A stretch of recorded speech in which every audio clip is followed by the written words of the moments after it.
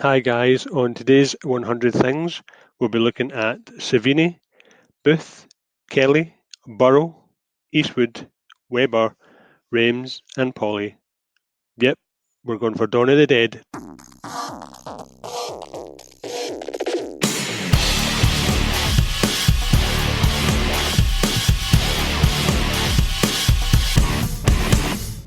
Hi everybody, and welcome to 100 Things We Learned from Film.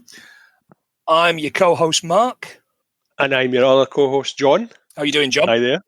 I'm getting there. Still surviving COVID. Very slow, but very rewarding. It's funny you should mention surviving, because that is the theme of this week's film. Do you want to tell the lovely people at home what we're going to be talking about?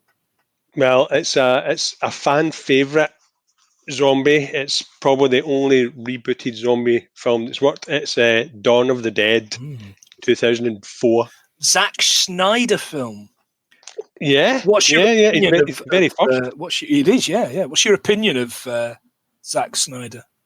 I'm going to be honest. I think this was probably my opinion. It's probably his best. I think some of the stuff that he's done is really convoluted and maybe a bit too much going on, but that's only my personal opinion, to be honest. Yeah, well, look, you know me. I'm fast becoming the holder of unpopular opinions on this pod, and it's my view that this is by a country mile his best film.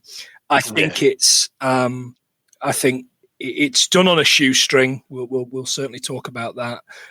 It's a type of film. It's a genre that's really close to my heart, and he does really, really well at this. I think it can be scary, it can be funny. It's got a bit of heart wrenching carry on about it, if you like that kind of thing. And it is 1,000,001 times better than Sucker Punch. Says you. Says me. I guess the problem with Sucker Punch was I wasn't a 13-year-old boy when I saw it. Well, more for you. Yeah, well, I was thought Sucker Punch was a 13-year-old boy's masturbatory wet dream. It really was, yeah. It was unfortunately, I think it may well have been an 18. So the people that really would get a kick from it couldn't even watch it. Couldn't even watch it, yeah. Or certainly, unless it was the video van in Pollock that was coming round with it, because you know that video van. I believe that they didn't check ID. I honestly do think that, especially with this version of Dawn of the Dead, I think it played a blinder by not making anything like the original. I think it's like totally different. Apart from the shopping mall, but they feel like two totally different stories. Yeah, and it then steals a little bit at the end. Spoilers, steals a little bit at the end from Day of the Dead, where they're looking at getting a boat to the islands, which will test my American, my US geography as we go on, because I'm pretty sure towards the very, very end, they go to a steamy jungle, and I'm pretty sure it's set in the Great Lakes, Michigan. I know a couple of people on Instagram, Twitter, and such from Michigan, and their pictures never looks kind of steamy jungle. Anyway, enough of me moaning about that. 2004 films, John. Yeah. Want to hear what films? 2004. Some big hits, some really big hits. Shaun of the Dead for me was where it was at. I think there was a few films after that. I think there was a whole spate of zombie movies. They're cheap, aren't they? I think we talked about this in another episode. Zombie movies are cheap to make. They're easy to make. All you need to do is just smother a couple of extras in tomato ketchup and send them on their way. As long as they've got cardio, it'll be all right. If it's fast-running zombies, I'm getting a rope, I'm getting a stepladder, and I am taking my own life. I cannot deal with. Have you not got a plan there? Oh well, I have got a plan. It's for slow shambling zombies. See, I used to like the slow shambling ones, but I'm finding as I'm getting older, I need the cardio. Do you find as you're getting older that's a little bit too close to reality? Yeah, I can relate to a zombie. Shambling, mindless horde. Yeah. Oh, my knees, brains. or as I call it, Weatherspoons on a Sunday afternoon. Oh, jeez. Films in 2004, you're absolutely right. Shaun of the Dead was one of them. And look, if I can be so bold as to jump in with a fact before we even start talking about the movie, do you know that Shaun of the Dead was put back by 2 weeks once the announcement for this movie came out? Yep. They didn't want them to clash. One on the list, yep. There you One go. on the list. Both got that Yep. one. Fantastic. Both Universal movies, by the way, both distributed by Universal. Shaun and Dawn. And in fact, in Shaun of the Dead, there's a little bit, and I'm just going to add another cheeky one here.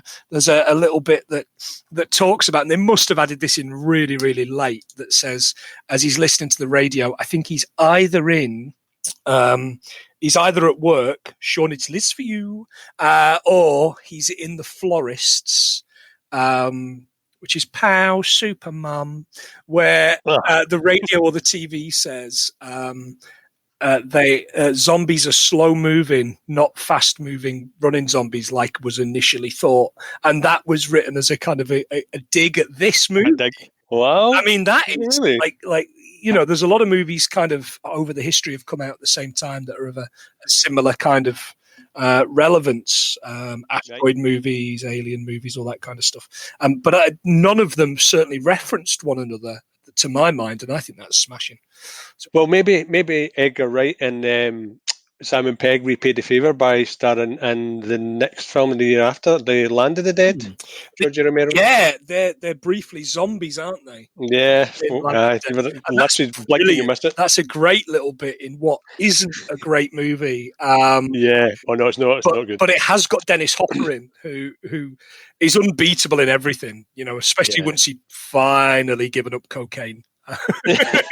Once he finally given up, it was a chore. Yeah, his family aren't. They don't sue all and sundry, do they? They're not likely to be listening to this. No, because they're not going to be listening to this anyway. Right, but we're going to talk about this movie. Not only was it Zack Snyder, but it was written. The screenplay was written by the great James Gunn. Yeah, he took sole credit for the writing, even though he left it towards the end to do Scooby-Doo 2, apparently. He did leave it to do Scooby-Doo 2 Monsters Unlimited, or Monsters Unleashed, which Absolutely. Monsters Unlimited sounds like a package you'd get from Sky for your phone and your television. The horror channel. Yeah, it does. But that guy is he's the Marvel guy now, isn't he, really? Yeah, he's doing DC. He's doing the Suicide Squad. That's the first. Oh, of course, yeah. Well, the Guardians of the Galaxy stuff. He writes it. He directs it. The new Suicide Squad. I think he was part of doing stuff with Infinity War. Did you see the Superman's a nasty little boy film, Brightburn? Oh, Bright. Yeah, one of the two. Yeah, that was actually really good. I didn't have done a lot more with it, but yeah, it's an idea. A bit of fun. But yeah, I mean, look, you can tell some of the stuff that's in this movie, and you can kind of see him in it. I liked it. I thought it was a lot of fun. Yeah. Shall we start talking about what's going on? Metacritic, by the way, 59 on Metacritic, which I always fail to say that Metacritic. You love cricket. I do love cricket. Like I am, you really do. A big cricket loser. But yes, Metacritic 59, which I believe is quite relatively low. So it opens with Anna, a nurse at a hospital. There's a little bit of kind of chatting with the doctor and with a friend on reception about this person who came in he'd been bitten in a bar brawl. Edward Solomon. Edward Solomon, look at you. Bitten in a bar brawl. And over the period of basically chatting for, I think the guy's only been in for maybe about 6 hours or something, but over the period of chatting, he goes from having been bought in a bar brawl to being to needing a CAT scan. Kind of yeah, that escalated quickly. yeah, exactly. So man got murdered with a trident as well. So she manages to swap a day off. There's this little bit as she's walking past the this open ambulance where there's some feet sticking out, and the music's kind of like bobo bobo, and you're like, oh, there's Here we go. It's going to happen. just some boy having a fag. He's like, hey, pal, hello. I'm not a zombie. Who you talking? He's like, I'm just having a tab. How you doing? Yeah. So yeah, she's listening to the radio as she's driving home. Stereophonics. Have a nice day.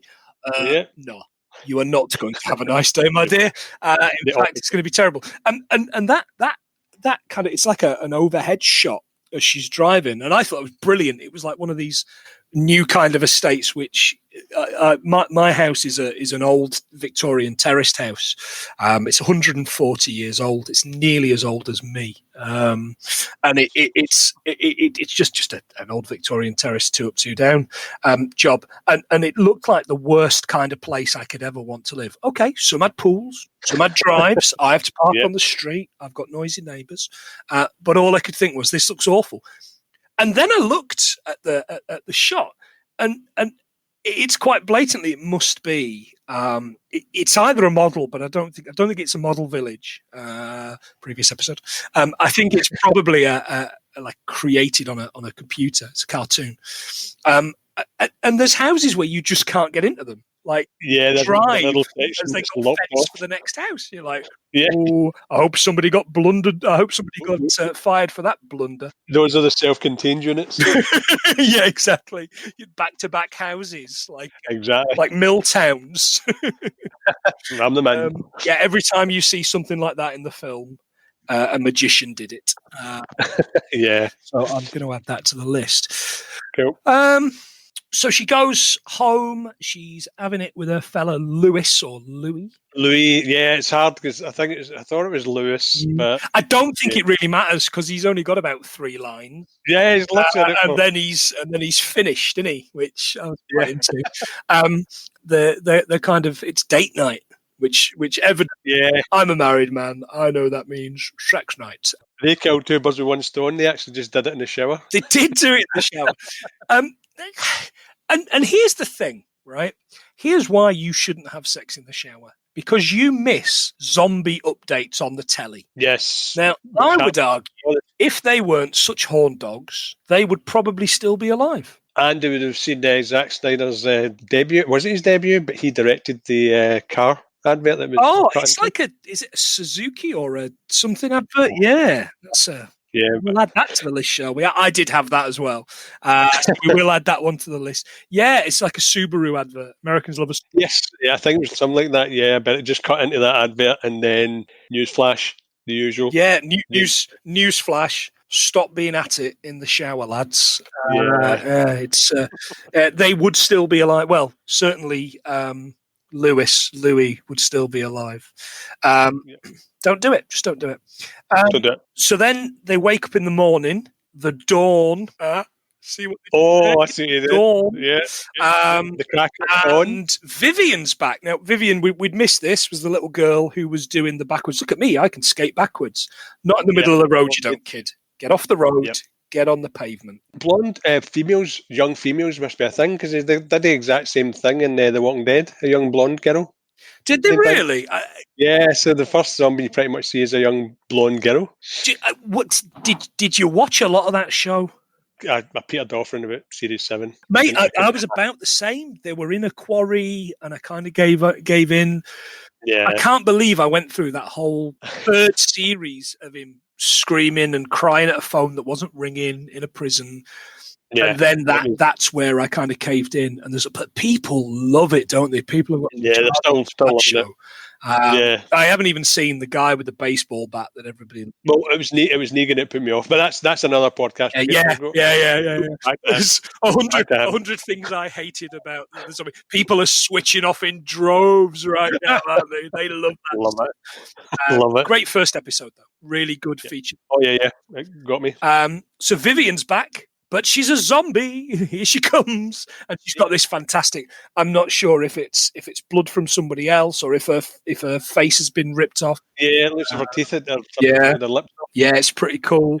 And yeah, she Lewis is like, oh no, what's up, honey? What's up? Runs in to kind of help her, and it turns out that she's gonna bite his neck and pull the flesh away. It's such a good shot. As you do. I love that. And then he's starting to die. She's pushing in on the wound, ringing the ambulance, which of course it's never going to happen. It's no good. And then as she turns around, he's on his feet. I mean, he's not mucking around, is he? Fast moving. Oh no, that was the quickest reanimation I've ever seen in a zombie movie. That was literally blink and you miss it. Yeah, and I would argue that it's all over the shop how quickly it does through the movie. But I think I did watch this twice just to be sure, and it really depends where you get bit and how bad the bite is and all that kind of stuff. So I think it is relatively fair. On the neck. Yeah, on the neck and dead within minutes. I would assume straight in. Yeah. So he jumps up. I'd written fast hissing zombies. I'm taking my life. I just couldn't bear that at all. She runs from him, locks herself in the bathroom, falls into the bathroom, and then she's like, Lewis? Like, oh, all right, he might have just been kidding on. The usual thing, oh, he's sleeping. No, he's been waiting. I'll go and see if he's still all right. And as she gets up to the door, he comes through the door panel. It's like, you're a zombie. Exactly. It's a zombie right through the door. But yeah, I was expecting that. I was expecting her to open the door, to be honest. But yeah, as soon as he put his head through the door, she's right out that window, which she should have done in the first place. Oh yeah, absolutely. But she falls out the window like it's a 3-story drop, but it's not very far at all. It's a tiny window. But she struggles to realise how windows work. Yeah. She really can't open. She doesn't realise that there's just this little snib in the middle for her to open. Again, that's why I think you shouldn't have new build houses. But what do I know? A man who sells very old houses.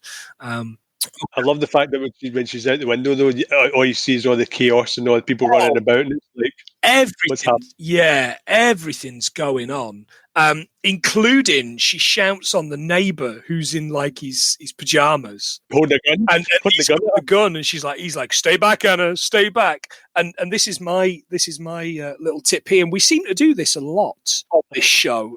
This is a public service on this one. Please look both ways before you walk out into the road.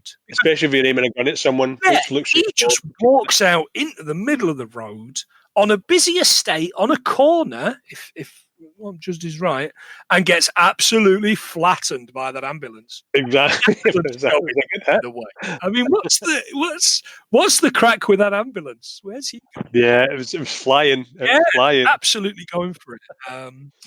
So she's straight in the car, no messing about. Straight in the car, and then straight onto the radio.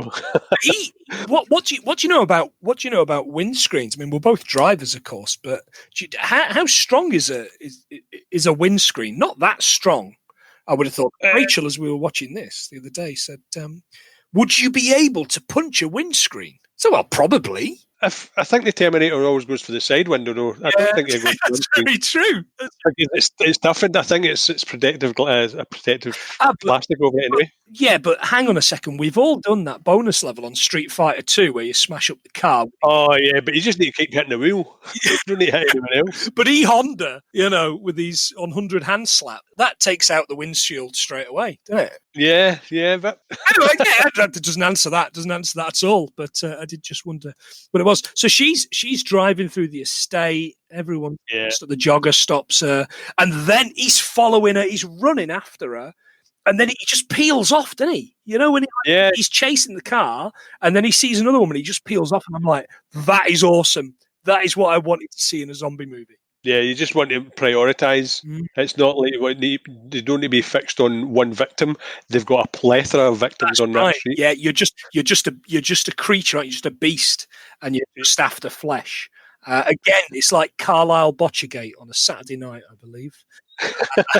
I did like the fixed camera on the fixed camera angle in the car. She's going through the streets. I thought that was great, a good touch Yeah, because it showed sort of urgency in the movement. It was actually quite good. and everything's happening around her, and usually you'd find it's a smash shot to this and it pans to that, but you are just following That car the and it car. opens up. The camera is on the car, and I thought it was good too.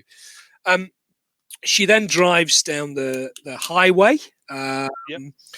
As she's driving down the highway, there's a helicopter. Did you know the thing about the helicopter? Yeah, that's so they're trying to say it was superimposed in from the original, but I know that it was. I think it was is it a news helicopter for the original? It is, yeah. It's the one where they finally fly to the shopping centre, to the mall from the original one. But yeah, it's a cartoon. They've drawn it in, but it was the brown news. Yeah. As soon as I saw that, I was like, "Oh, that's a good touch." Because at the end of the day, that film did start off with the helicopter. It was a helicopter. It was to go and land it, to go and refuel it. And do you like the original one? I would assume. That's part of my. That's why I've got my. That's part of my zombie plan. That's part of my zombie apocalypse. My plan for the apocalypse coming. What's your zombie apocalypse plan? Strap yourself in. Okay, I'm strapped in and ready to feel the G's. I've already thought about this because I'm from Glasgow. In Govan, there is a helicopter pad, the police pad. So my first point of call is to get myself to that pad, try and find myself a pilot. Right. So once we get the pilot, we're off.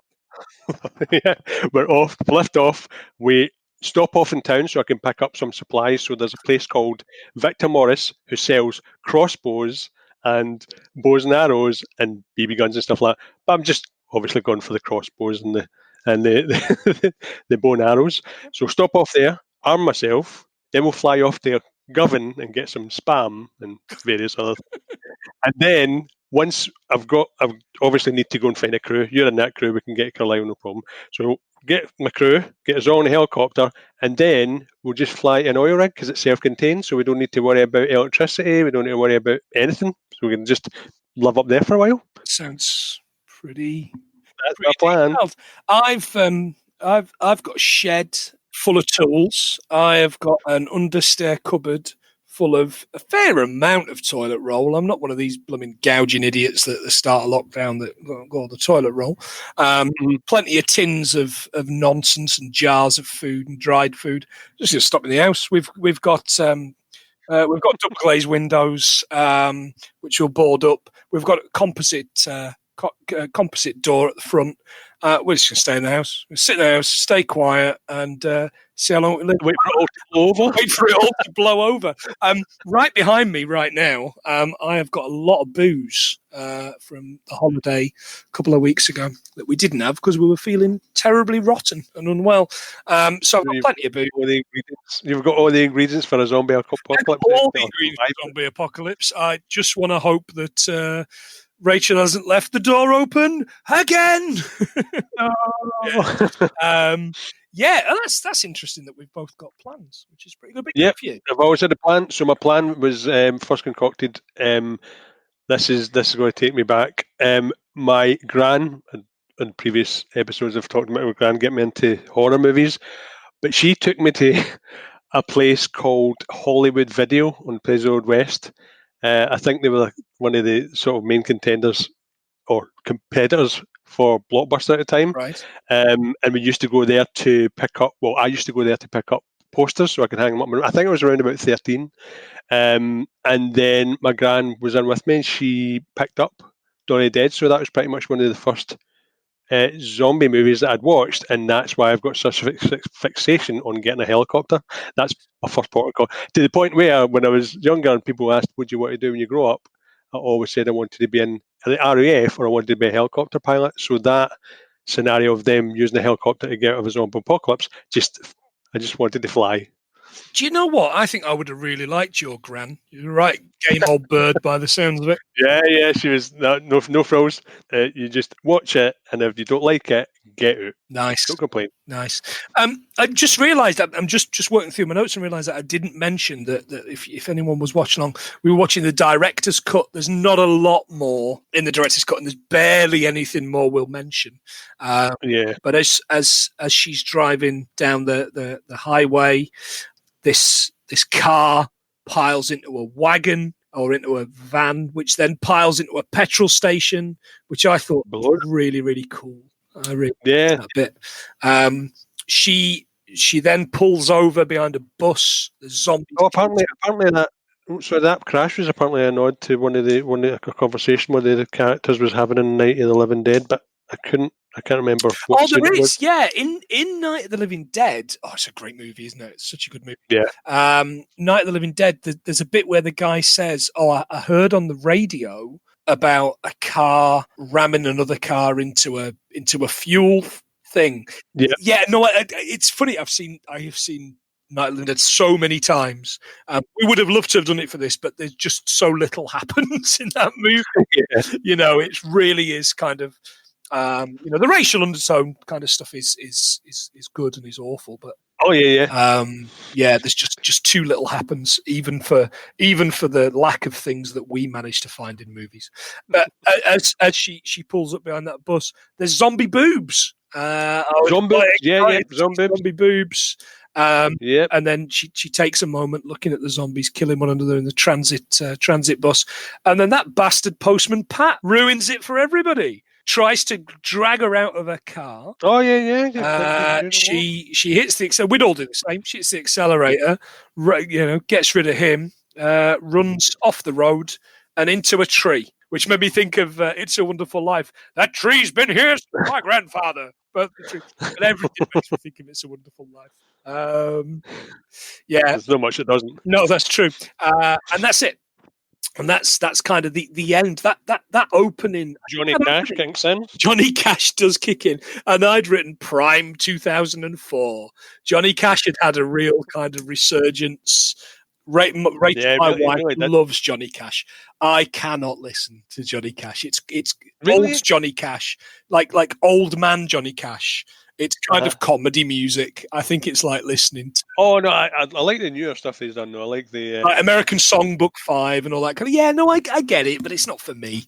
It really isn't for me. But yeah, Johnny Cash, and then loads of bits and pieces with zombies eating people and stock footage, wasn't it? It was just basically just stock some footage. Of it's stock footage. That's a fact. And I did like that. It then finishes.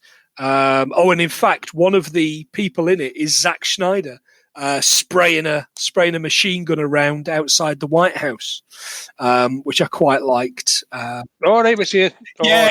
Look, I had it on standard definition DVD. A standard definition DVD.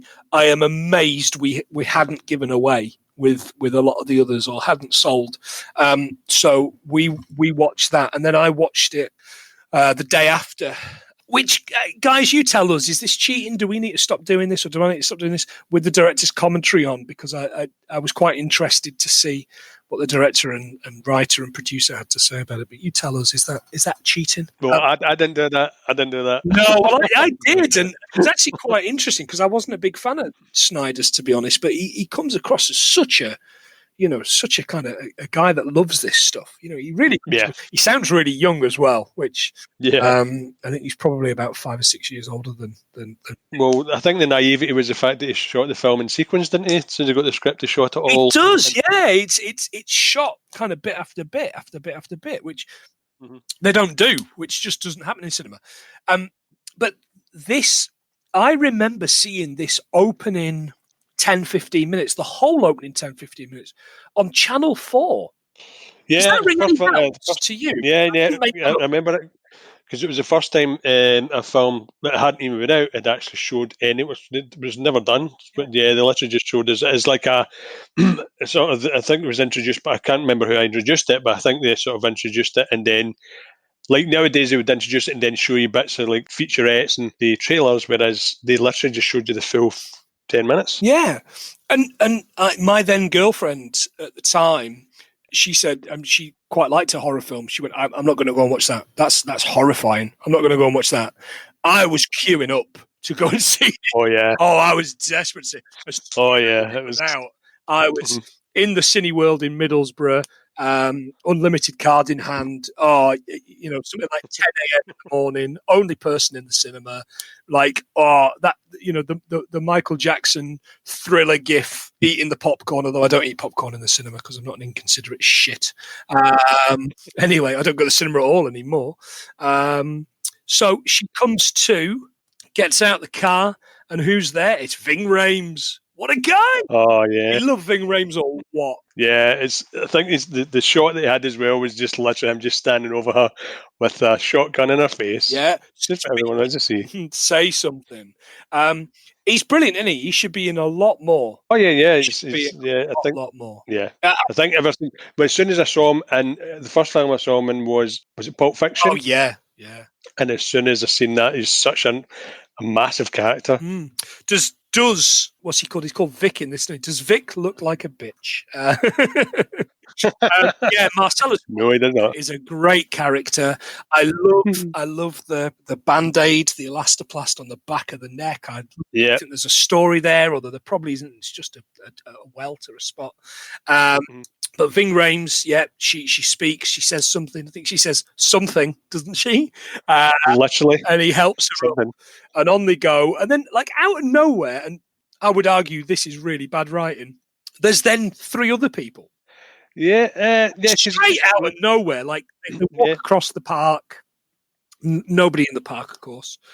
3 other people. Yeah, they're literally, and there's no way for them to get because there's a fence over one side. So literally just under an underpass, they just appear there. So and she's pregnant as well. So right, yeah. So it's, I never know how to pronounce the guy's name. It's Mickey Pfeiffer, I think, or Mickey Pfeiffer. Yeah, we'll just call him Mickey Pfeiffer. Yeah, I know him. No relation, of course, to Michelle, but I know him from ER is what I know him for. But I'm sure he's in a heck of a lot of more stuff.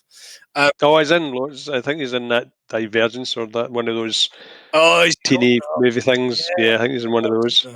Yep. And I think he might have briefly have been in 8 Mile. Yeah, so he was. Yeah. Do you like 8 Mile? Is that a good movie?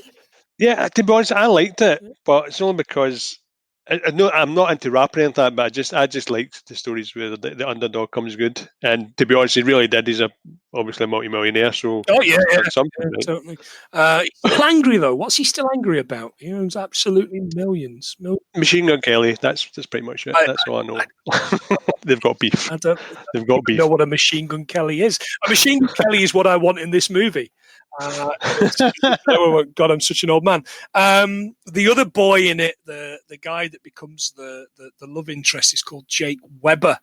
I know him from probably falling asleep late at night a few years ago watching Medium. I never really watched it. Oh yeah. Was it one of the Arquette sisters? Yeah, Rosanna Arquette is great in that. Meet Joe Black. That's I seem to remember that's quite a good movie. Beautiful Claire Forlani in that. Brad Pitt gets run over. Brad I love Pitt that. was gorgeous when cracking scene. We keep talking about Spoiler Brad alert. Pitt. We're gonna have to do a Brad Pitt movie and an Anthony Hopkins movie. Hello, I'm Anthony Hopkins. Painting. Have you seen him on Twitter, Anthony Hopkins? I'm playing the piano in a public place. Doesn't care. No, he does not give one, does he? And the other lady, I don't know from anything. Luda, the pregnant Russian lady. Don't know anyone. Anyway. But there's a bit coming later on where they talk about how we're going to name our child, and she says, "I want the Russian name," and he says, "I want an African name." I mean, meet in the middle and give the kid what, like I don't know, Yugoslavian name or something. Yeah, or a good anti-zombie name like Non-Brain. Call him Jeff. Yeah. Oh, Clive. Indeed. Clive's a killer. So they all kind of meet up, and as they walk over the ridge of the hill, there's the mall. The mall. Hey, we're going to the mall. Which first place anyone should go. Yeah. Well, look, I remember when I first got into zombie movies, thinking it's the obvious place to go because you watch you watch the original Dawn of the Dead and you watch this, and there's a bit, once they've secured the place, there's loads of hijinks, and you'd love some hijinks, wouldn't you? You'd love to be eating all the food and trying on the ladies' shoes. Yeah. And all that kind of stuff. Rollerblades. Yeah. Yeah, I'd certainly get a kick out of that stuff. Less so the ladies' shoes. I have size 12 feet, dear listener. And I would have to get the shoes from Kinky Boots. Yeah. All four. Absolutely all four. So they go in to the thing. And I've just made a note here. Peter Kay voice. Remember malls? Remember shops? Remember when you used to go to shops? That's the thing. They don't have them anymore, do they? Like. Still, I quite like all this abandoned stuff online, and it's basically just American super malls, and they're all abandoned. Nobody's. Well, that one was luckily they were able to use that because it was defunct, and they just kitted it all out. So they literally had everything in there. I think they had the bedroom at the beginning was in there, and so I think they really lucked out. It's a cracking looking mall. It is a great mall. Hey, mall. It's a great mall. I'm really sorry, North American listeners, for this carry on. But so they get in. After they're getting chased by armless zombie. And there's a thing. I made a note of this somewhere. I will find it later on. So he's missing an arm. So he's got an arm off. Shaun of the Dead reference. So he has got an arm off, this guy. So there's a couple of instances of amputees. This guy's got an arm off, and then later in the movie, when they're putting the generator back on, the zombie that's got the really good upper arm strength, he's kind of crawling thing. He's got no leg. Well. It's like you must have seen The Good, the Bad, and the Ugly. Have you, John? Yeah. The soldier, the ex-soldier's got no legs. That actor, and he's going across the. I shouldn't laugh. Oh, that's brilliant! Yeah, that's I shouldn't laugh, but yeah, great. No. I mean, the guy can't act. The guy's a terrible actor, but that's Leone at his best. Anyway, sorry, I'm getting really annoying here. There's no real brands in the film. They go into all these shops. And there's no real brands. The only real brand is Panasonic TV. Yeah, the rest of them, I think they go into a shop that's got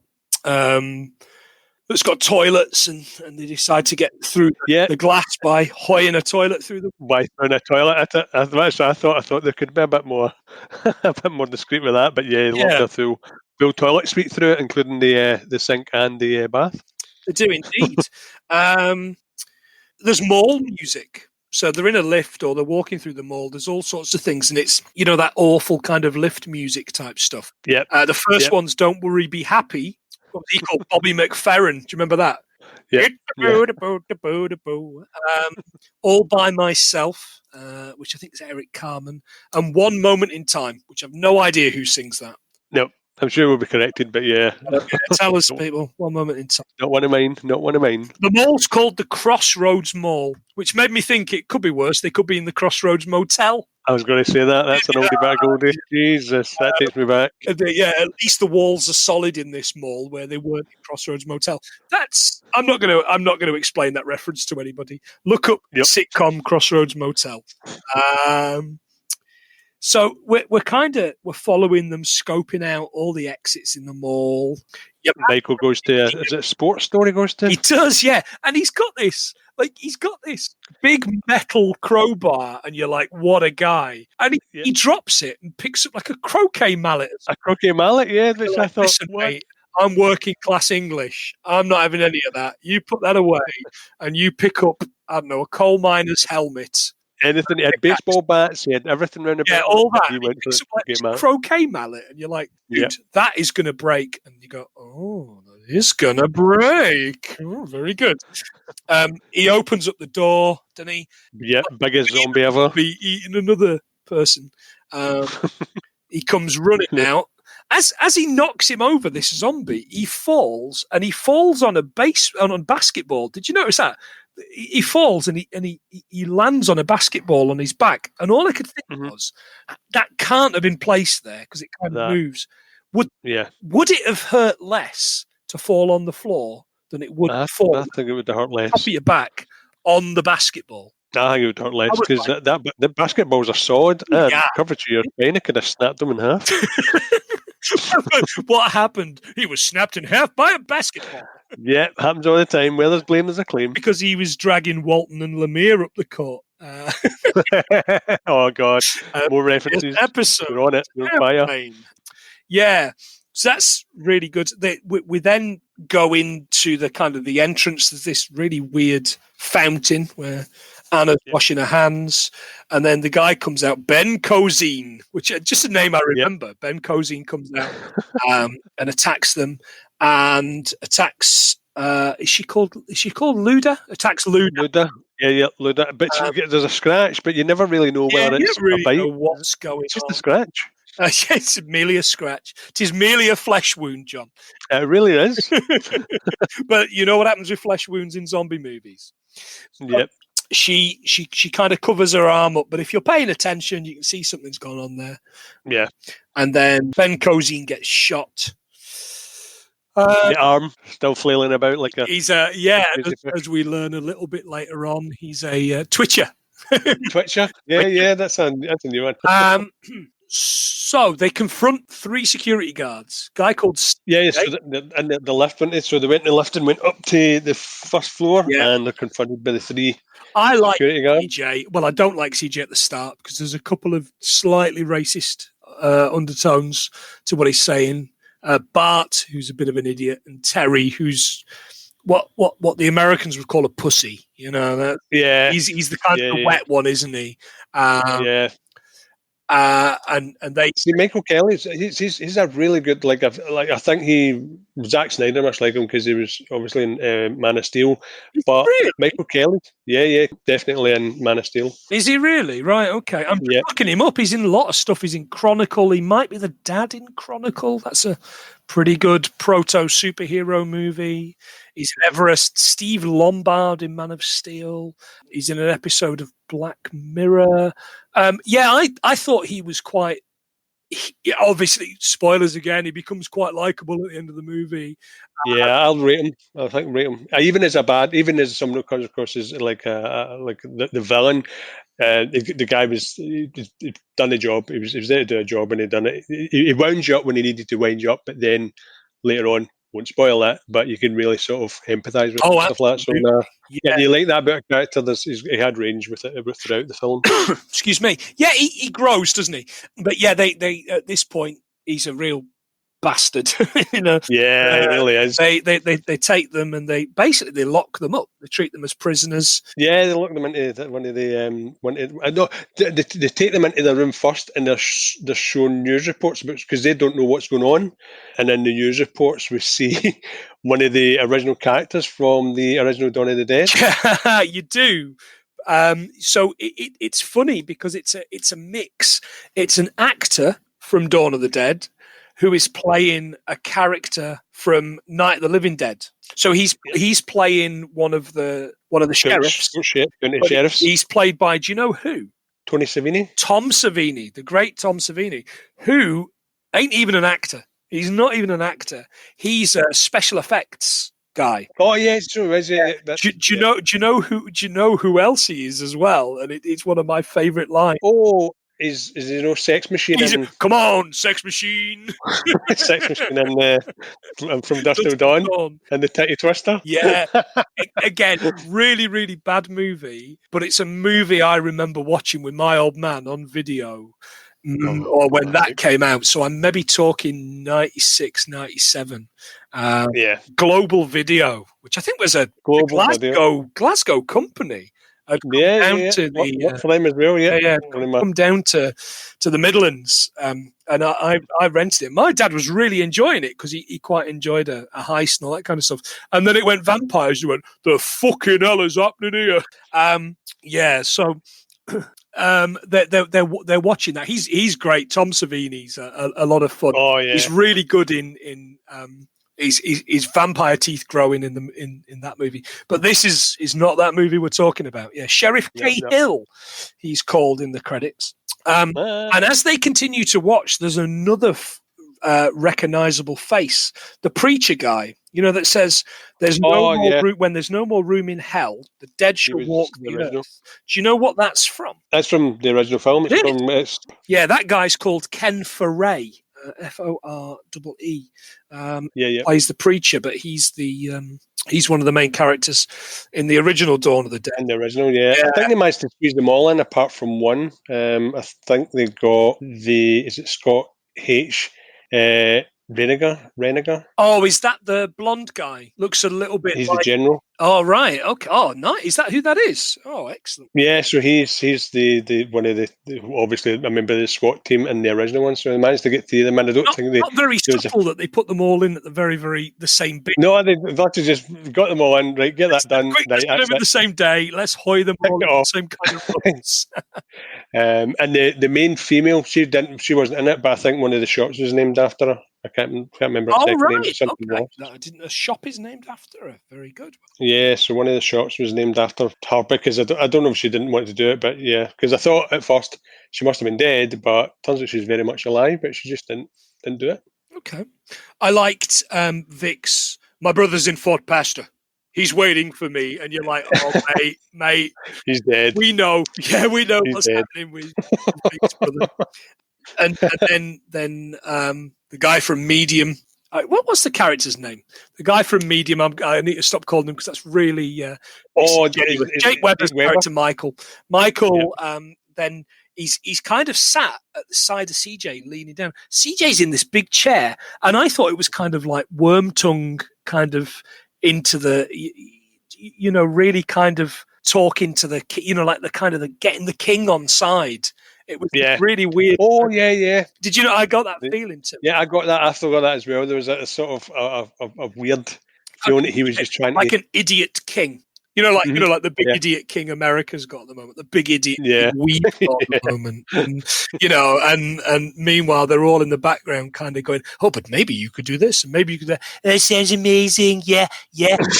We're gonna paint something on the roof. It's gonna be amazing. Yeah. We're gonna paint all the words, and then they're all gonna come and get us. Everybody's gonna come and get us. We love the Air Force.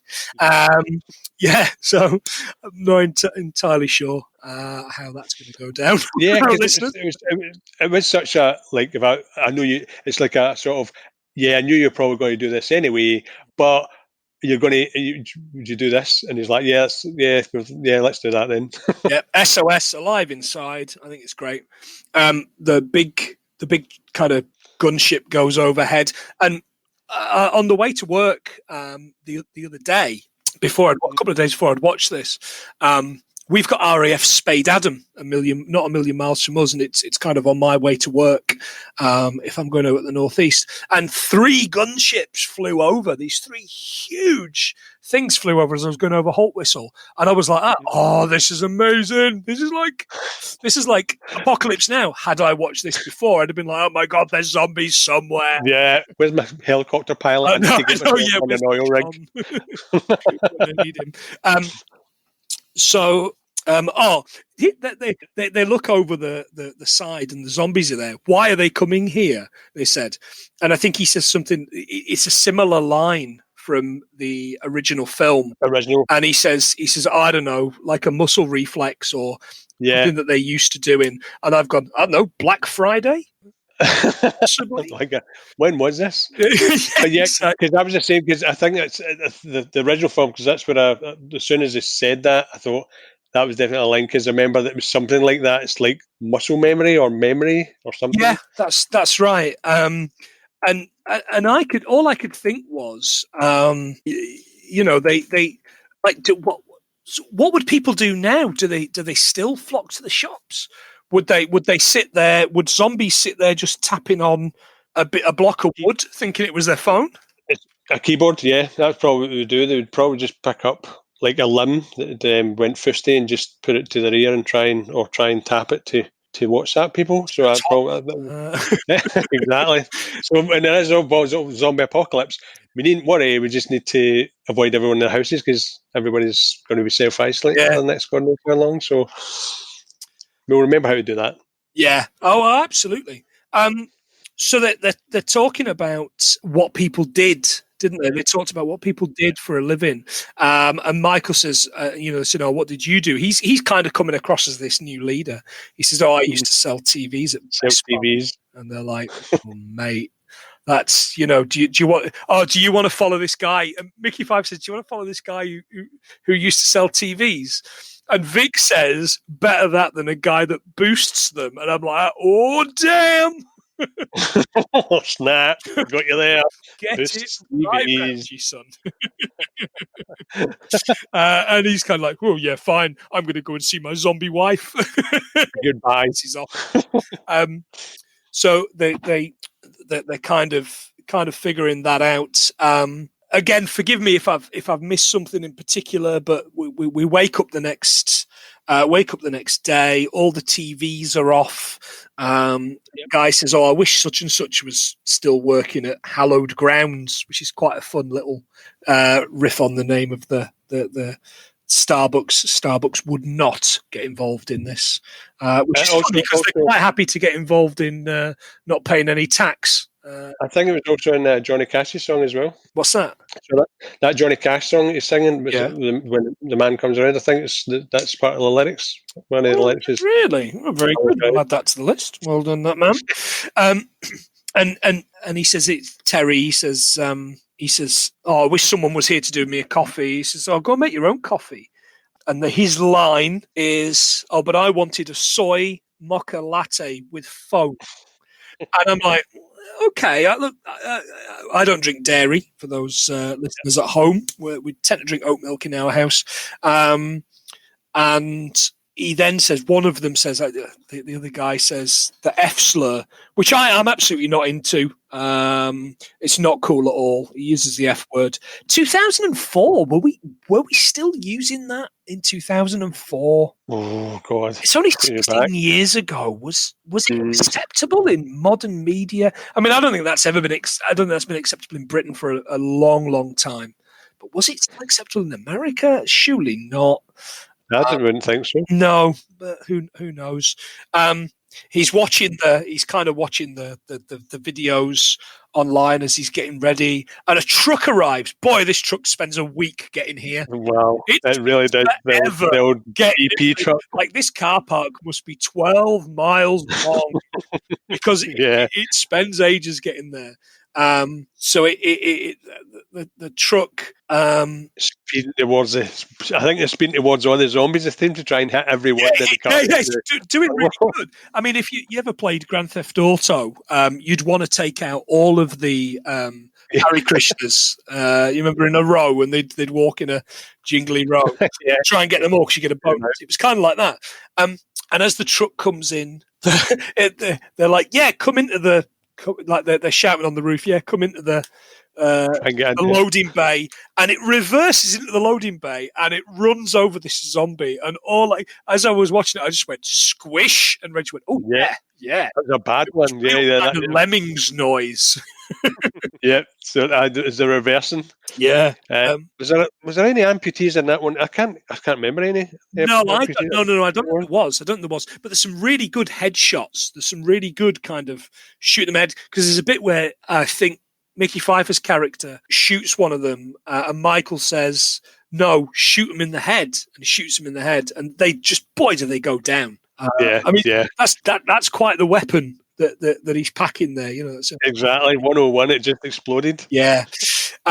So they then get in, and there's a whole bunch of new characters. Bunch of new characters. Now, I've got. Did you make a list of the characters? Because you can go through it if you want. Right. So in my head, right. So I've got the girl, the young girl. What a surprise, John! Oh God, that's annoying. Nothing like that. Was it Nicole? Nicole. I'm glad you know, because I keep forgetting her name.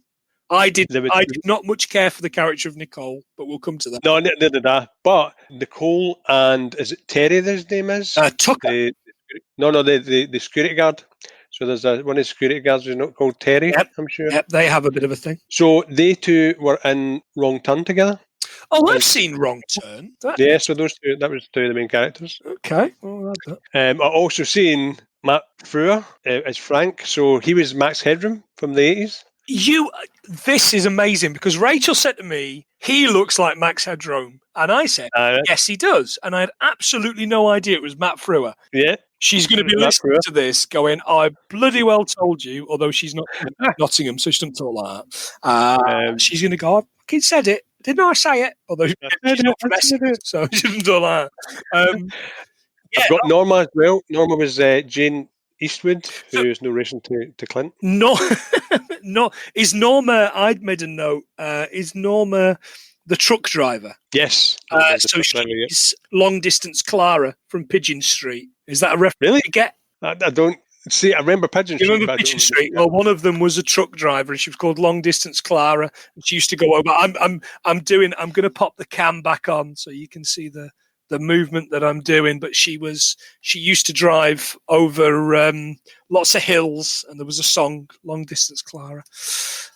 No, okay, just one for me and a number of other people. Please, on the socials, tell us Long Distance Clara. I'm not just making it up. I've had 2 glasses of red. It could be that. Yeah. Who else? And Ty Burrow, who was in Modern Family. Oh, yeah, he's quite like in Modern Family, isn't he? Phil Dunphy, but not in this. He's a prick in this. I can't wait to see his demise. And also the largest zombie I've ever seen, who looks like a character from Wreck. I don't know if you've seen that, but she is the biggest zombie ever. But apparently, that wasn't a woman; that was a man. That's a stand-in and an extra who was in a lot of Chris Farley movies. He was regularly a stand-in for Chris Farley. It was a guy in a wig. Brilliant. I mean, wow. I mean, she's a big old dame, but I was a beauty. Surprised. Tucker with his trucker cap. I quite like Tucker. He's quite good.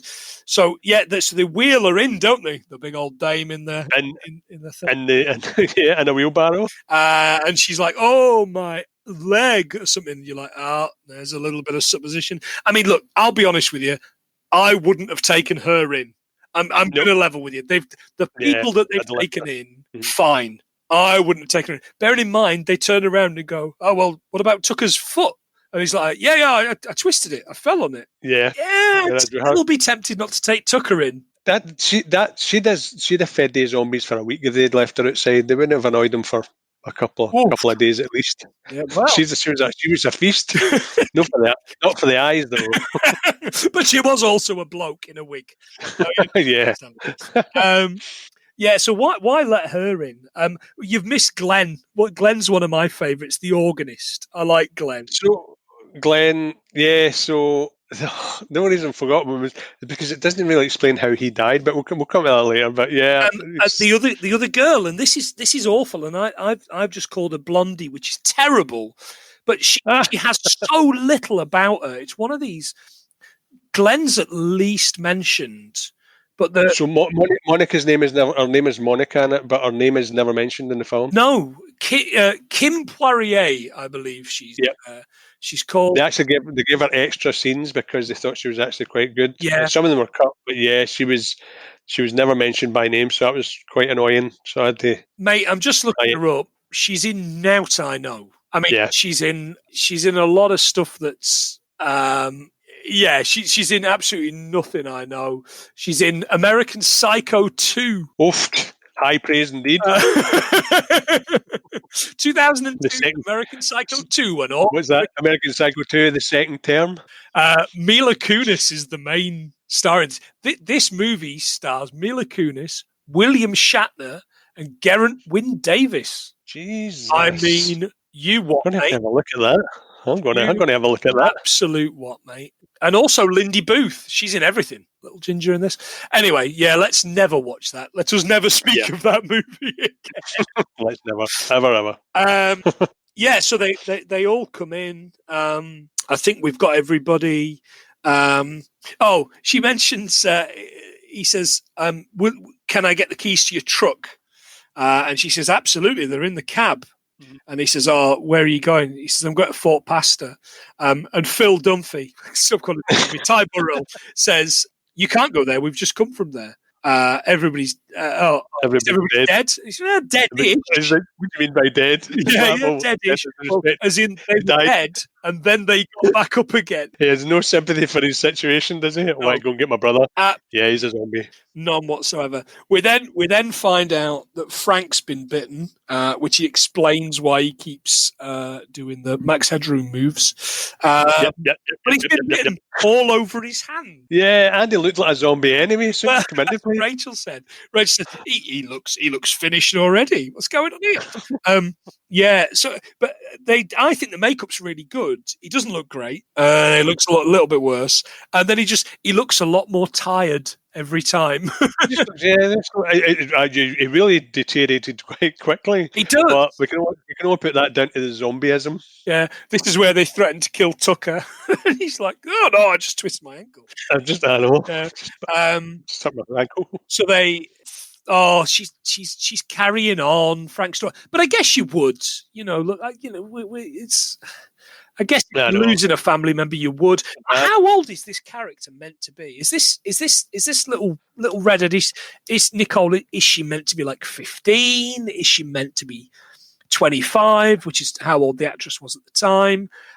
Who knows? Yeah, she plays it really kind of like really childish and never really take to her. I don't know if it's the Zack Snyder thing that there's only really maybe one or two women that I take to in this, and that's Anna. Well, she's a fantastically strong woman. Well, she's the same age as Sarah Polley. She was the exact same age as Anna. Really? Wow. Yeah, so exact same age, and I think they said that in one of the interviews. The fact that it was quite weird because Sarah Polley was like the mother figure, and she came across as Linda Booth came across as really young. So, but yeah, they're both exactly the same age. And to be honest, I never really seen Sarah Polley in anything apart from that because she'd done a lot of independent stuff. But I really rate her though. Did you ever see Go? Who's in it? Good question, but I always said it was Pulp Fiction for kids. And had I not seen Pulp Fiction before, I think I would have really loved Go. Katie Holmes is in it. Jay Moyer's in it, Timothy Oliphant's in it, and it's kind of over 24 hours, and it's back and forth. It's three different points of view. I think it's probably still. Well, I'm just looking at that cast. That's a good little cast, isn't it? It's a really good little cast. Exactly as you say, it's an independent. She's done a lot of independent stuff, so it's really weird. I mean, I've not seen it in many years, so it's maybe not aged well. But I would certainly recommend giving it a go. Yeah, I'll give it a go because, as I say, I really rated it because I think I was reading a thing that says that they wanted is it Diane Lane to play that part. So, I think then she's obviously quite young, but great actress though, Diane Lane. Oh, great actress, yeah. Actor, sorry, we'll get that right. Yeah, great actor, Diane Lane. But yeah, she was meant. They had her in mind for the role, but I think Sarah Polley played a blinder. Apart from she said in one of her interviews that she never worked out so much in her life because they had her running up and down. For the first few days. The first few days, they had a running a lot. She says, "I've never run so much, so we'll get used to it." Yeah. Get used to it, exactly. I think I was just running, get used to it. So we kill Frank. But he has been bitten, so and they do wait until he's a zombie at least. So we then go to Carousel, which is this lovely little kind of Wayne's kind of Ben's kind of. Oh yeah, it's lovely, but yeah, you can tell something's going on. She's making it homely, but she doesn't look quite right. Yeah, she looks as if she's gone a bit red around the eyes or something. Yeah. Terry. It then cuts to Terry watching the TV monitor, and Nicole is like he's watching her like intently. It's like bloody Slither. Yeah, so not the James Gunn Slither, which I don't know if you've seen that. That's pretty good. Yeah. I really enjoyed it. Nathan Fillion. Nathan Fillion, who auditioned for the part of Michael, by the way. Look at you with all the facts, bruv. Blam blam blam blam blam. Nice. Okay.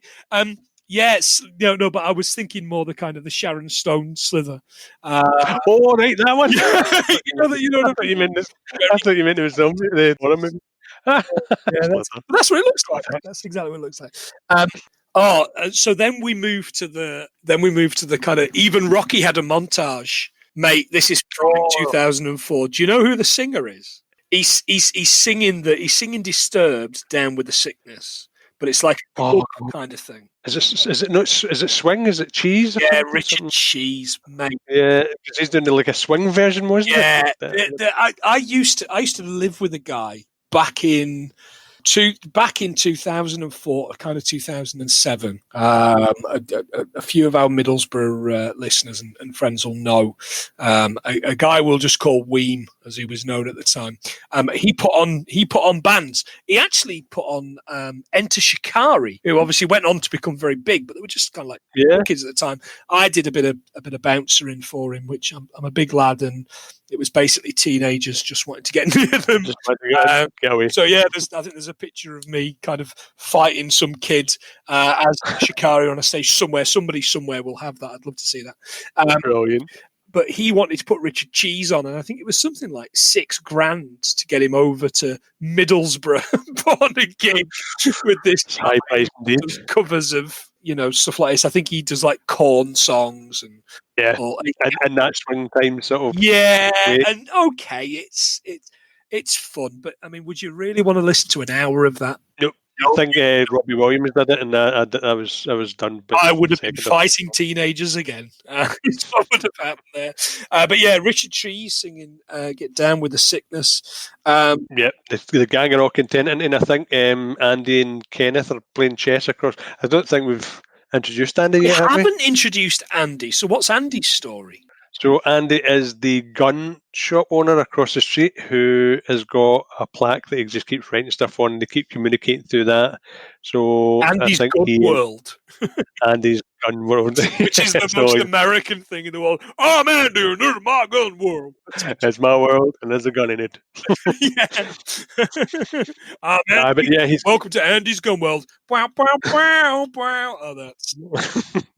But they're playing chess, and then they decide to play something a bit better. Oh yeah, they start playing Shoot the Celebrity. Yeah, which for those of you that know me, I quite like celebrities. I'm into celebrities, and my friends and I do a regular kind of Guess Who's Dead thing, which is not as disrespectful as it sounds, but when famous dies, the game is to text them and say Guess Who's Dead, and you have to guess them. The very first Guess Who's Dead was Ronald Reagan, which is how long that's been going, which I think in 2004. They shoot Burt Reynolds, R.I.P. Yep, Jay Leno. They attempt Rosie O'Donnell. They don't really like Rosie O'Donnell for some reason. No. Why do people like Rosie O'Donnell? She seems okay. I think she's just really annoying. I think they're just that high pitched wailing, squealing voice. The only thing I can think of, particularly of Rosie O'Donnell, is she's in the first Flintstones movie. Betty Rubble.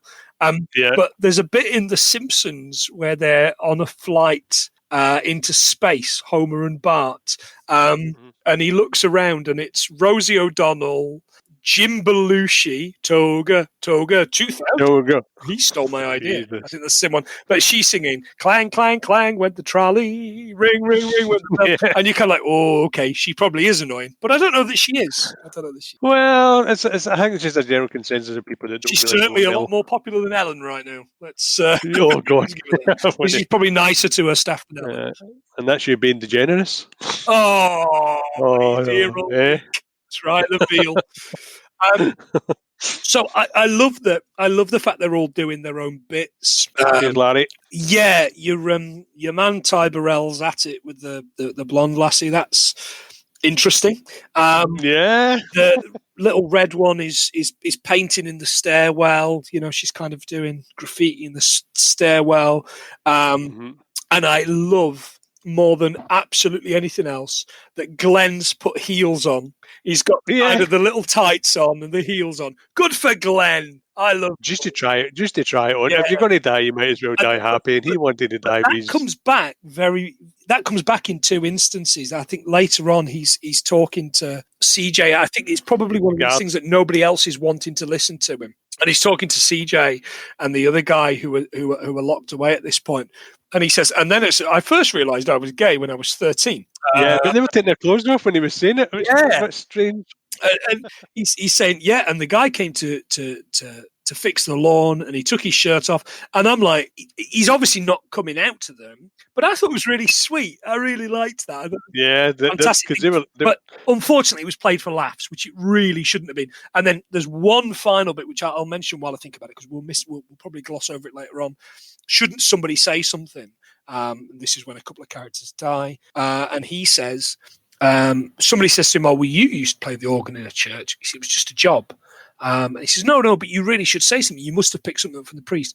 No, it's just a job. And you quite blatantly realise that he's talking about the fact that Catholic Church, certainly then, I don't know about now, but didn't appreciate homosexuality and appreciate who he is. And that's really sad. And he does actually have a little bit more about him.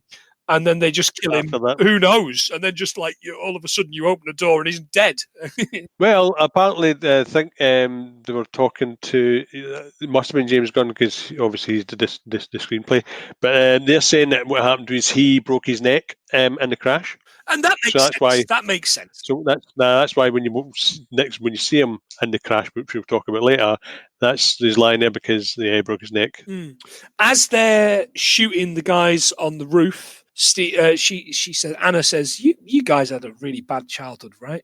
And Steve said, "If I ever turn into one of those, darling or sweetheart, you have got my permission to put one between my eyes." And you're like, "Okay, that'd be interesting if that happened." Just see it. It was like that. I was one day away from retirement moment with it. I'm just going to die. The next bit is Glenn kind of coming at CJ, although he's not. I've written that. Michael talking about all his jobs. Again, I've written Michael's had more jobs than me, and I've had a lot of jobs. He really has, yeah. But being a father was his best one. Oh, but yeah, being a father was the greatest job, and also the one he was the worst at. Yeah, that was. I've mates like that. I say mate. That's annoying. But yeah, because I think they're obviously trying to build the characters, but at that point, it's weird because in zombie movies, I like zombie movies because there's no rhyme, no reason to why it happens and why they're there. So when they try and build characters up, it annoys me because you think, what's the point? Because in zombie movies, no one should be living. Yeah. That's just my expectation. So they're telling us about all these great things about him being a great dad. You're like, oh, why you tell me that? You're just going to die. Apart from, obviously, Woody Harrelson and Zombieland. But other than that, why you tell me this? Any regrets? Maybe Garfield is a great line from that movie. But that's a different movie. So it's funny because they're talking, the electric goes off, and it's time to find the generator. And you're like, whoa, hang on a second. All of a sudden, numbers zombie movie. Yeah, it just happens. It's like, what's that happen? They speak to CJ and say, yeah, the generators are way under there, so it's time to get some blood on your hand. Do it. And they're like, not without you. And he's like, if I must.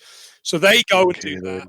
In the meantime, Luda's not having a great time of it. No, she's laid up. But she also looks. I mean, look, I've never experienced labour up close. I would assume that the women in labour don't enjoy it particularly. But she doesn't look great. She looks pretty. No, she looks as if she's having a real hard labour. Really tough labour. So in the basement car park, there's a zombie. It's a dog. It's a dog. Yeah, the usual. It even sounded and ran like a dog. Like, where did the dog come from? What's the dog been living on for? See, that's weeks. Saying that, there's other zombies down there. So how did they get in? So why has the dog not been getting down with the sickness? Why has that mother not been getting down with the sickness? Yeah, they never really explained that. Although apparently they says that they were going to have a zombie dog attacking it in a later scene, but it wasn't in the budget and they couldn't do it. All right, okay. I think the budget was throttled, wasn't it? I seem to remember. Yeah, I think it was a film before the year before bombed, so they were quite hesitant. So I think they sunk $26.5 million. Does that sound about right? Sound like today's money, really. Yeah. But I think they made it back within the first week. Okay. Or the first day. So they get to this kind of fuel pump thing, which I don't really understand why the fuel pump thing's in there. Exactly underground. That's crazy. But maybe if you're a I don't know, an A+ VIP, you get your car fueled up or something. I don't know. But surely that's a hazard. Well, you would. Yeah, one would. There's something wrong with it. And as they're there, not Terry, the other one, the horrible Bart. Bart, that's Bart, of course, he's a prick.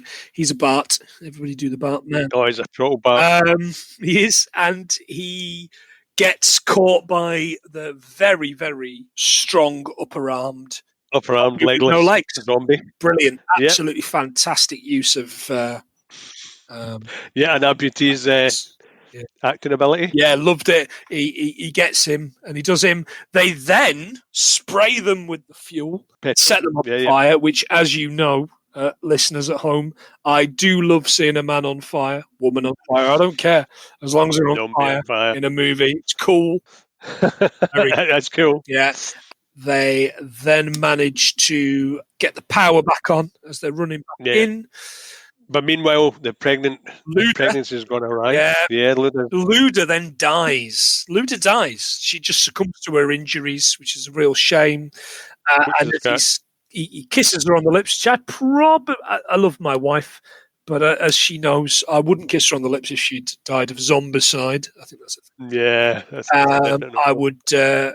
I'd be wrapping her up in a sheet and throwing her out the window, just like they do earlier on in the movie. Yep, getting out. out you go, pet. And then as he's just kind of lying on her chest, he notices that her belly is still moving. It's still moving. The baby's and I can see that this is kind of. Apparently that was just a thin film, like a plasticky film, and they had little pneumatic movements inside. They're like a little kind of robotic movement inside. All right, okay. So I would assume if we were to watch it now, the movements are basically just pistons moving, which makes it look like a little fist or makes it look like a foot, which is really gruesome. It was really, really gruesome. He says one thing. Mickey Pfeiffer's character says one thing earlier on. Andre, he says, "Look, don't worry about it. The human race humans have been having babies for millions of years." My understanding is, from a little bit of looking up, that the human race, that Homo sapiens human beings, have only been around for 200,000 years. So fucking get it right up, you. Yeah. Where's you getting all that for? Millions. Yeah, millions of years. Have you read the good book? Oh my goodness, no! This is not the podcast for that. No, I was going to say Mad Magazine.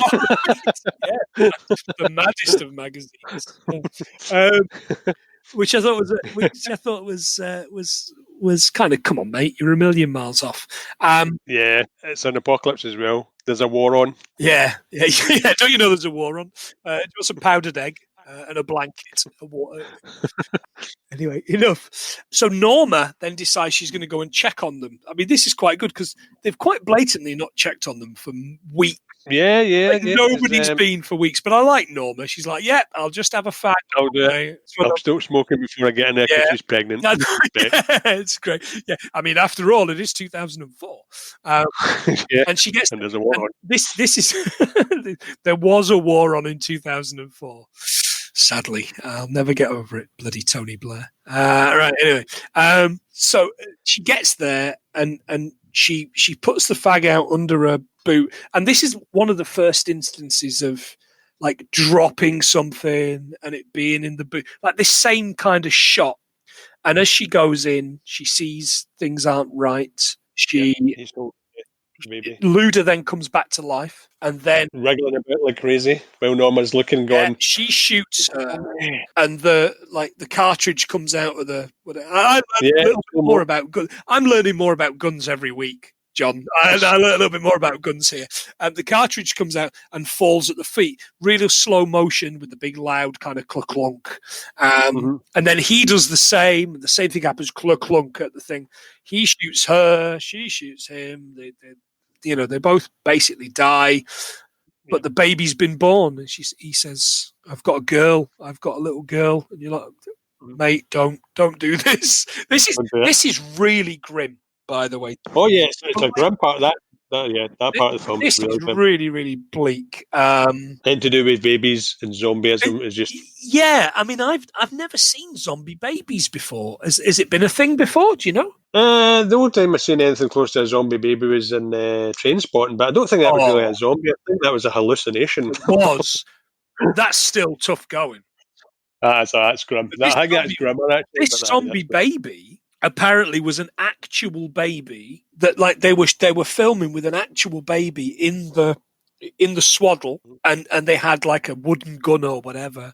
And the mother, during the kind of the film, they said, "Are you all right with this?" And she said, "Yeah, I'm just really glad that my baby's going to be in movies." Wow, that's wrong. It's bleak, is what it is, mate.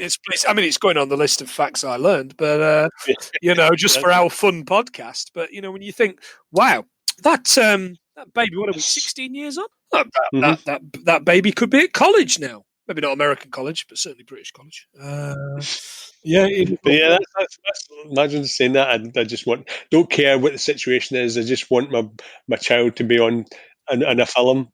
I could think of better ways. Yeah, well, yeah, I guess so. Yeah. So that's another death, which is really grim, and that's where they start to ask, who'll say something. And they shoot the baby first, though, didn't they? They do shoot the baby, or as I call it, zombie. Zombie. Which is really grim. And now we'll have another montage, and now we'll have a fitting out some buses into such and such montage. When did they become the A-Team?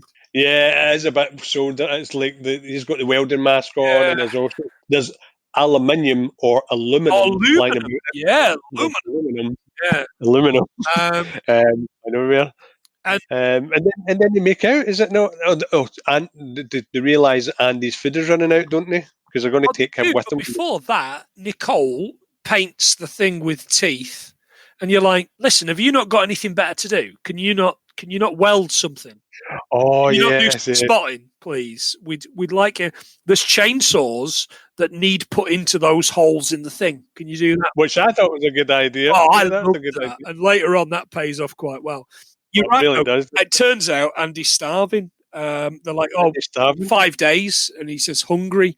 And here's a fact: you see how thin he looks. Obviously, he's a thin guy. He's a skinny guy, but they painted his ribs on in that, and they painted his stomach muscles on in grey on that. I didn't pause it to see, but I did hear on the director's commentary on the DVD that they painted that on, which I thought was pretty cool. That's pretty cool. Yeah, it certainly worked because they seemed to look really, really thin quite quickly because he deteriorated within hours, didn't he? They did. So what's the plan to get Andy a sandwich?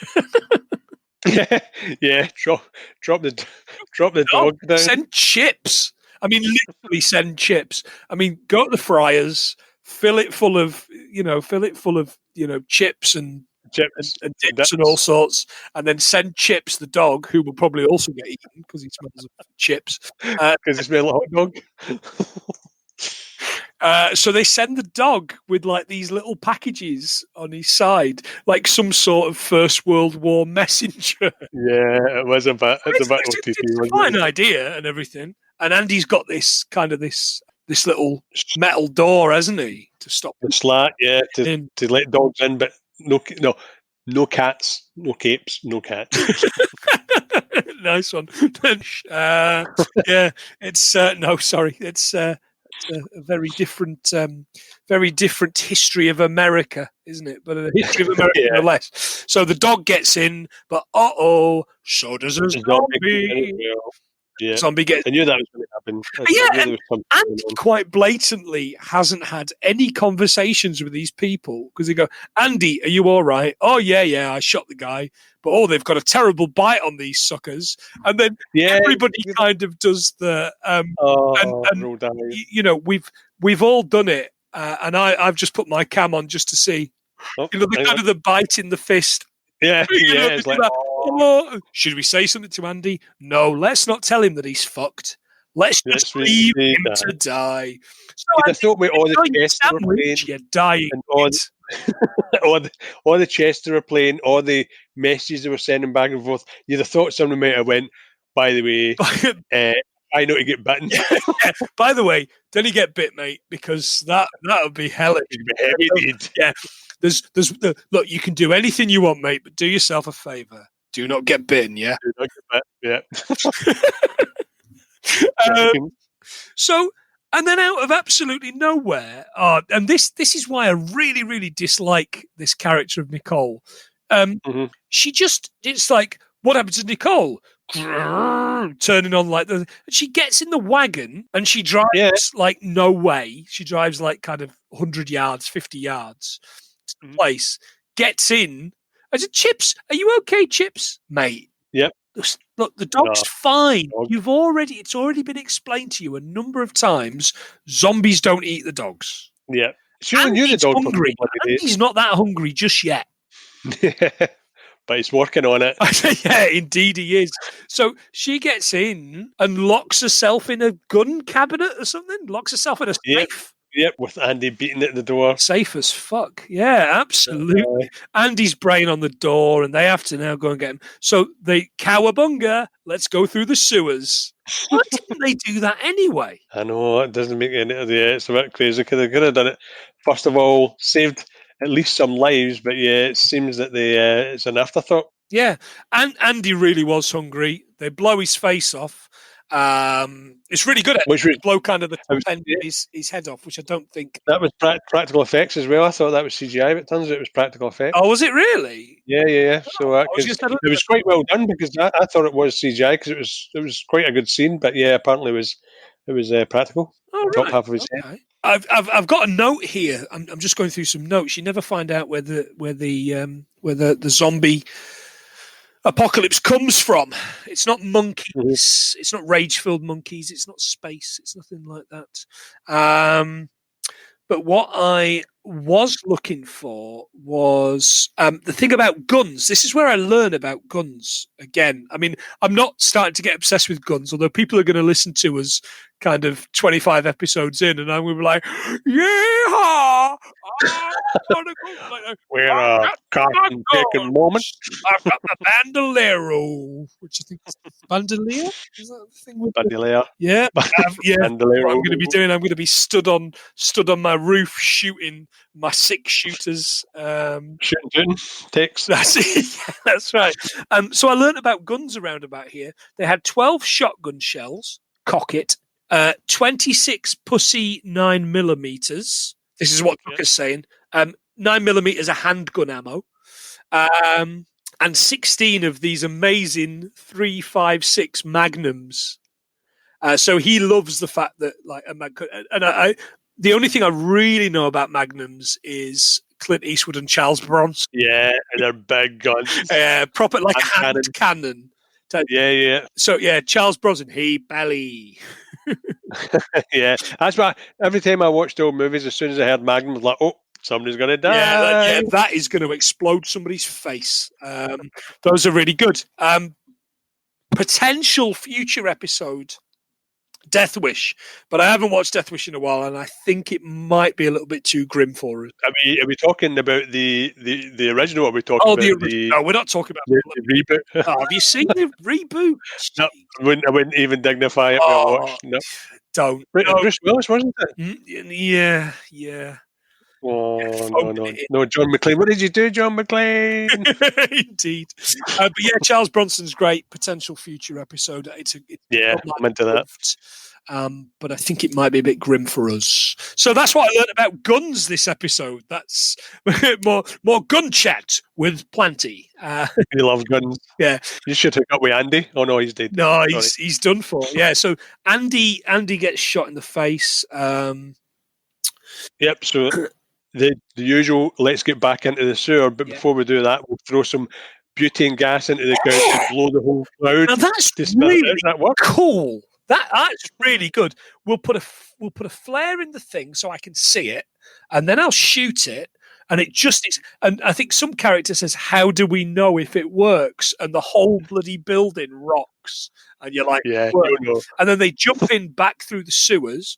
Tucker Yep. falls and does his ankle again. Oh yeah, but I like the way he gets dragged in as this And just yeah, shooting zombies as it goes. CJ gives him the guns, and he's like, shooting. That's really good. And then Yeah. Tucker gets it, and Tucker buys the farm. Yeah, CJ takes his guns off him to recall him, but I think he's obviously thinking, you know what, this guy's dead, so Yeah. he just Oh run yeah. away. And then he says, "Shoot me." He says, "Kill me, kill me," and he does. He kills Mhm. him. Good on him. The zombies then get in. Yeah, So they're it's in time the to complex leave. now. Yeah, So they time to jump in go. the Time to go, lifts. everyone. I'm all out of love. CJ says, "I love this song." Yeah. Well, apparently that was improvised because there was no music in the. All right. So he doesn't know the actual song itself. Yeah, that's apparently it was when they were in the lift. There was no music there at all, so he totally improvised. That's it. Pretty cool, bro. That. Nice. It was a good bit. I enjoyed that. So they jump in these vans they've made, these buses they've made. See as zombies. Armored vehicles. They're armored vehicles now. They are. They are. Through these sea of zombies, they really struggle. This is where I think the sea of zombies looks really cool. Yeah. They No, it doesn't chainsaw really. the legs off, which looks really good. That really works. And then Use the exploding. they do that once more, The gas. and that gets them away. And then I think they take a corner really badly. And Oh no, then, there's a zombie on one of the trucks, so they're trying to take it to sort of maneuver it off by swinging around a corner, and then it's just as someone's starting up a chainsaw. It isn't always the way. it isn't it always the way? All I can think is a motherfucking chainsaw. What? But yeah, the poor blonde girl gets it. Yeah, and she doesn't half. Like it properly Oh, goes into the. I think that was it's a dummy, just, wasn't it? They said. yeah, I think it was a cast, a body cast, but yeah, it was Yeah, Glenn gives her a good old fashioned chainsawing. yeah. And then it turns over. They go back to find it. Your man Steve makes a run for it, doesn't he? Oh, Phil Dunphy. Yeah, he makes a run for it like the loser he is. No, it gets out, but he leaves them to die. They're pretty much saying help, and he just jumps out. But luckily, there's some blood splatter, and they're thinking it's raining blood. Yeah, turns out it's not. Turns out it's a zombie. He then goes to attack Anna. Yep. And she does exactly what he asked her to. Yep. Puts exactly. Right in his eye, bloody which is really good. And then they go, "Where were you, Anna? What were you doing?" Turns out she was getting the keys for the boat. Keys for the yacht. Yeah, with the boat boy. That's what they're doing. Yeah, that's part of the plan is to go to the marina. Now, here's a thing for you that I learned. It's on this big yellow thing. The key for the boat is on this big yellow thing. Do you know what that is? Is that no flotation? It's a flotation device, yeah. My old man used to own a canal barge. Lived on a canal barge for a good 2.5 years on the Erewash Canal in Nottinghamshire. And they would have a little kind of bit of rope with a little cork flotation device. All right. I love my old man, but he wasn't too smart on this one because he'd always have about 12 keys on it. Which outweighed. Yeah, so every now and again he would forget and drop the keys in or whatever, or they'd slip off the top of the boat, and you'd have to go fishing around for the bloody keys and the thing. Yeah, because there's too many keys on it. I love that. It could have been worse. It could have had a Budweiser bottle cap on it instead of a bloody bit of cork. Yeah, totally. We're almost there, aren't we? We're almost at the end. Yep. They get themselves into the harbour. CJ gets overrun, and like the hero he is, we knew it was coming. Real redemption for him. He blows up the truck with a flare and the propane, and as he does it, you can see all the zombies running in to the harbour. There's loads of them. They quite blatantly have noticed that that's going on. Michael reveals that he's got a bite. Anna, who's only known him 10 minutes, decides she can't leave him. And even though she was quite happy to kill a number of people in the past and see a number of the members of the group die, refuses. I could fix it. I can help. Yeah. Mate. Chop your arm off. Chill out. You can't fix it. You can't. And he's honest. He says, look, you can't. But you can help them. Get on the boat and get them sorted. On the boat. So they leave him. and off they sail into the distance. And if you're And then watching the bang. normal movie, end of. But if you're watching the version that we watched, it's all kind of video camera stuff, isn't it? It's the credits and the video camera stuff. Splice throwing I it tell you through. what I noticed that you didn't notice. Paris Hilton, 1 second footage. What? See, through that footage, there's a tiny, towards the end, there's a night vision shot of a nearly naked girl. It's not That, the Paris Hilton that, video, is it? yep, that's part of the, apparently that's maybe, Wow, how did they get that? literally about a second. You don't really see much in it, but apparently that's that footage. Oh, I've had But no, what factoid do you have? You were just about to say something. no, but interesting there. mine's really personal. So in the credits, because I like credit, there's a guy that's the generator operator, by the name of Michael Plant. No relation. No way. No relation. I've looked him up. The remake of Poltergeist. Yep. He did. Sam Rockwell. Wait, is it Sam? That's the one. Yeah. I didn't hate it, but I love the original Poltergeist. Oh yeah, the original Poltergeist is a great movie. Walk into the light, child. Yeah, Yes. I mean, Steven Spielberg can deny all he wants, but that it's a Spielberg movie. So they're on the boat for our Australian listeners. They get onto another boat, and there's a zombie heading an esky, as the Aussies would call it. It's an esky. A zombie heading an esky. Let's get in that. They find dry land, which is some sort of jungle of dry land. Yep. It's like hot jungle, and it's full of zombies. Oh, Zombie Island! Which fun fact, that was the film. That was the island that was on a later zombie movie. I think it was Survival of something. Oh, I've seen there was Survivor of the Dead. That's on an island. Yeah. Yeah, that island is maybe that island. Oh, I've added that to the list. Fantastic. I believed it was filmed, or certainly as they're on the water filming it in the distance, they say it's the Catalina Island, which all I could think was the Catalina wine mixer, which is from, what's that? Is that Step Brothers? Step Brothers, yeah. Gee, that's another one we need to do. No, I'm not so sure we do. I'm not so sure we do, John. But perhaps we do. So, and that's the end of it. And the credits end with Disturbed's Down with the Sickness. Or as I refer to it as Fart Rock. I didn't know the lyrics to Down with the Sickness by Disturbed, other than that bit, which didn't sound great. But there's a bit part way through, because I watched it as it was going on, because it's all the stuff like "Get up, come on, get down with the sickness." Your mother, yeah, you mother, indeed, you mother, down with the sickness. But there's a bit like there's like a kind of like I would call it a bridge. I don't know too much about music, but there's a bit that is just shouting, "No, mommy, don't do it again. Don't do it again. Yeah. I'll be a good boy. I'll be a good boy, I promise. No, mommy, don't hit me. Why do you have to hit me like that, mommy? Don't do it. You're hurting me. Why do you have to be such a bitch?" I mean, what was wrong with music in the early 2000s? I mean, I seem to think that was 2001. But there was always some kind of violence or some kind of abuse, because I think they were all into it, weren't they? There was also it was Korn, and it was all that kind of stuff. Yeah. But you Google Down with the Sickness, and one of the questions is, was the lead singer of Disturbed abused? Awesome. No, just Disturbed. Yeah, no, that album was called The Sickness in 2000. I had that album. I did have that album. Did you get down to the sickness? You mother, I did get down to the sickness. I was reading about the endings as well. Apparently there was a couple of drafts. Right. One of them, the early draft said everyone in the film had died, and in another draft they had Anna, Nicole, and Terry surviving and being rescued by the army. Oh, right. Okay. Yes, but I think they just went. I think the way they did end it, especially with the chopped up footage through the end credits, was Brilliant.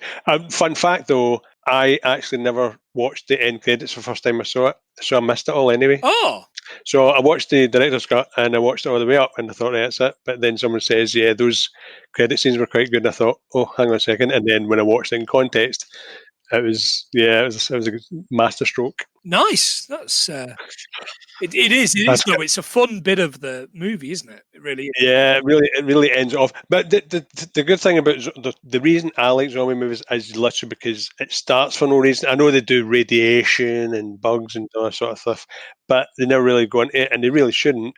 Like this one, they don't talk about them as zombies; they just talk about them as they. They never Yeah, they never say. use the Z word, do they? Yeah, so I just like the fact that they're there.